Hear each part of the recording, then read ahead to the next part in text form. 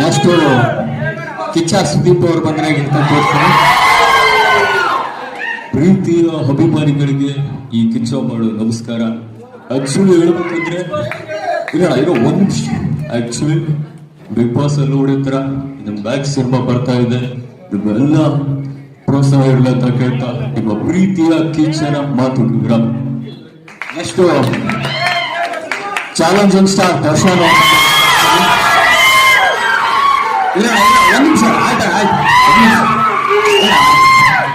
Actually ತಂದೆ ತಾಯಿ ಸಮನಾದ ಅಕ್ಕ ತಂಗಿರಿಗೆ ಅಣ್ಣ ತಮ್ಮಂದ್ರಿಗೆ ಎಲ್ರಿಗೂ ನಮಸ್ಕಾರ. ಇರೋಣ ಒಂದ್ ನಿಮಿಷ.